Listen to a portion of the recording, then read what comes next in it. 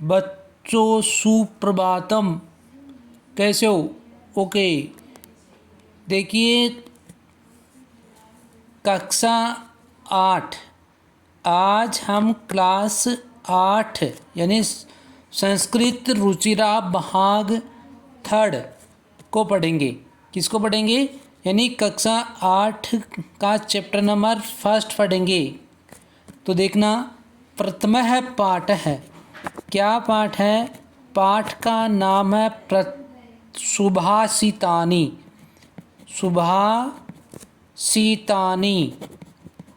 ठीक है। अब देखिए, सुभाषित शब्द, जो शब्द बना हुआ है वो किससे बना हुआ है? सु प्लस, एक मिनट, देखिए ये यहाँ देखना, यहाँ से सुभाषित जो शब्द है वो किससे बना हुआ है? सु प्लस भाषित से बना हुआ है। सु इसमें क्या जुड़ा हुआ है? उपसर्ग, यानी सु प्लस भाषित। तो इन दो शब्दों के मेल से संपन्न होता है, ठीक है ना। सुभाषित जो शब्द है वो सु प्लस भाषित, इन दो शब्दों से क्या होता है? मेल होता है। सु का अर्थ होता है, देखिए सु का क्या अर्थ होता है? सुंदर। सु का क्या अर्थ होता है? सुंदर या मधुर, तथा भाषित का अर्थ होता है वचन। इस तरह सुभाषित का अर्थ हुआ सुंदर मधुर वचन, ठीक है। यानी ये जो सुभाषित जो शब्द लिखा हुआ है इसका अर्थ क्या होता है? सुंदर मधुर वचन। आया समझ में? आगे देखिए, प्रस्तुत पाठ में सूक्ति मंजरी, नीति शतकम, मनुस्मृति, शिशुपाल वधम और पंचतंत्रम से रोचक और विचारपूर्वक श्लोकों से संग्रहित किया गया है। यानी ये जो श्लोक हैं वो इनसे लिया गया है, ठीक है ना। जैसे मान लो ऊपर क्या है? सूक्ति मंजरी से, नीति शतक से और मनुस्मृति से, शिशुपाल वधम। शिशुपाल वध किसके द्वारा लिखा गया है? महाकवि माँ के द्वारा लिखा गया है, ठीक है ना। तो ये जो नीचे श्लोक हैं वो इन्हीं में लिखे हुए। अब देखना, सबसे पहले वाला श्लोक देखिए। सबसे पहला वाला श्लोक क्या है? देखना, गुणा गुणगेषु गुणः भवन्ति, ते निर्गुणं प्राप्ये भवन्ति दोषः, सुस्वादुतोयः प्रवहन्ति नद्यः, समुद्रम आसाद्यम भवन्ति अपेयः। तो देखिए पहले वाला श्लोक देखना, गुणा गुणगेषु गुणः भवन्ति, यानी गुणवान जो लोग होते हैं, गुण जब तक, यानी गुणी व्यक्ति के पास होते हैं। किसके पास होते हैं? भवन्ति में होते हैं। भवन्ति का अर्थ होता है होते। गुण जब तक, यदि गुणी व्यक्तियों के पास होता है, यानी गुणवान व्यक्तियों के पास जब तक गुण होते हैं तब तक तो वो क्या होते हैं? गुण होते हैं। ते निर्गुणम प्राप्ये भवन्ति दोषः, ते मीन्स वे, ठीक है, निर्गुणम। लेकिन जब वे क्या होते हैं? निर्गुण, अर्थात किसको बोलेंगे? गुणहीन व्यक्ति को प्राप्त हो जाते हैं। किसको प्राप्त हो जाते हैं? निर्गुणम प्राप्य प्राप्त भवन्ति होते हैं दोषः, तब वो क्या हो जाते हैं? यानी दोष बन जाते हैं। देखिए, जब तक गुणी व्यक्ति के पास होते हैं तब तक तो वो क्या रहते हैं? गुण होते हैं। लेकिन जब ये निर्गुण व्यक्ति के पास चले जाते हैं या हो जाते हैं तब क्या होता है? वो दोष बन जाते हैं। जैसे सुस्वादु तोयः प्रवहन्ति नद्यः, ठीक है। तोय किसको कहते हैं? पानी को, ठीक है ना, जल को। सुस्वादु तोयः यानी स्वादिष्ट, कैसा? सुस्वादु तोया यानी कैसा? स्वादिष्ट जल वाली, प्रवहन्ति में से निकलती है। नद्य मीन्स नदियाँ, या बहती भी होता है इसका, ठीक है ना, प्रवहन्ति का, नदी का नदियाँ होता है। तो देखिए, यानी जो स्वादिष्ट जो जल वाली जो नदियाँ हैं, है ना, वो क्या करती है? बहती हुई।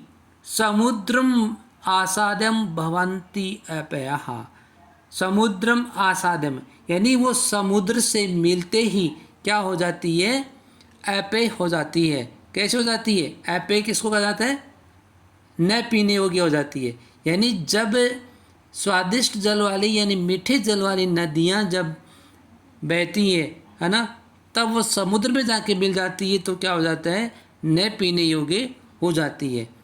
यानी जब तक वो गुणी व्यक्ति थे, गुणवान व्यक्ति के ऊपर वाले में कहा गया ना, जैसे गुणा गुणगेशु गुणा भवंती, यानी जब तक गुणवान व्यक्ति के पास होगा तब तो क्या होगा, गुण होते हैं। जब यदि ये गुण निर्गुण व्यक्ति में चले गए तो वो क्या बन जाते हैं, दोष बन जाते हैं। जैसे ही यानी मीठे जल वाली नदी क्या करती है, जब समुद्र में जाकर गिरती है तो उसका जल भी कैसा हो जाता है, न पीने योग्य हो जाता है। ठीक है, ये इसका श्लोक का अर्थ था।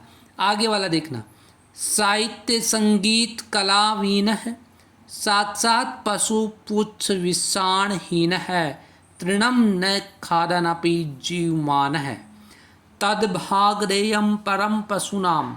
तो देखिए, साहित्य संगीत कला वीन है, साहित्य संगीत और कला से विहीन व्यक्ति या आदि से सभी से व्यक्ति क्या होता है, साक्षात पशु पुच्छ विषाणहीन है। यानी साक्षात पशु के समान होता है। कैसा, पुच्छ विषाणहीन, यानी उस व्यक्ति की पूंछ और किसके सींग है ना, पूंछ और सींग वाला साक्षात किसके समान होता है, पशु के समान होता है, यानी पशु है।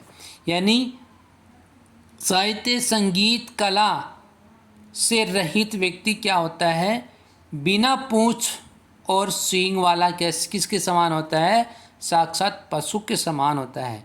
तृणम न खादनपि जीवमान है, तृणम इस होता है घास, न मिस नहीं, खादनमपि यानी खाता हुआ भी या खाकर भी, जीवमान है जीवित है। यानी वह घास न खाकर भी कैसा है, जीवित है।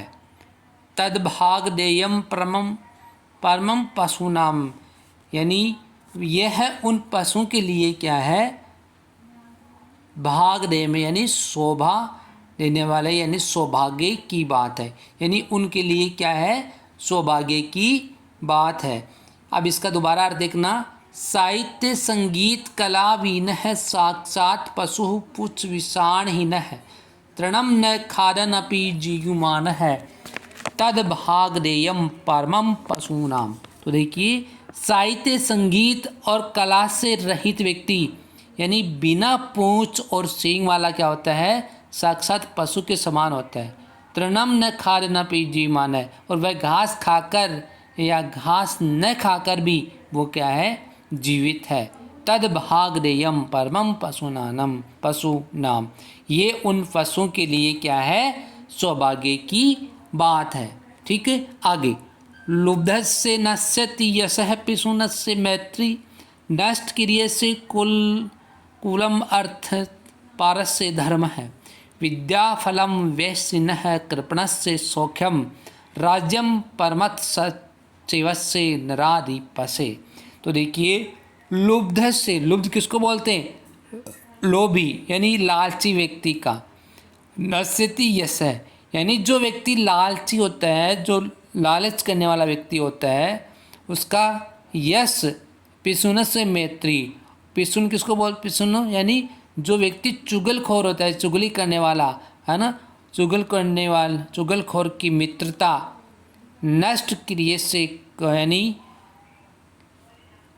आगे, कुलम अर्थ पर से धर्म, विद्याफलम वैश्य कृपण से सौख्यम, राज्यम परमत सचिव से निराधिपसे। तो देखिए, लालची जो व्यक्ति होता है उसका यश और चुगलखोर करने वाले की मित्रता, अकर्मण्य व्यक्ति का वंश, ठीक है ना, जो अकर्मण्य व्यक्ति का क्या होता है, वंश, कुल किसको बोलते हैं, वंश को बोलते हैं, और अर्थ किसको बोलते हैं, धन, यानी वंश धन के लोभी व्यक्ति का क्या होता है, धर्म नष्ट क्रिया से, यानी उसका धर्म और बुरी लत वाले व्यक्ति की क्या होती है, विद्या फलम व्यसन कृपण से सौख्यम।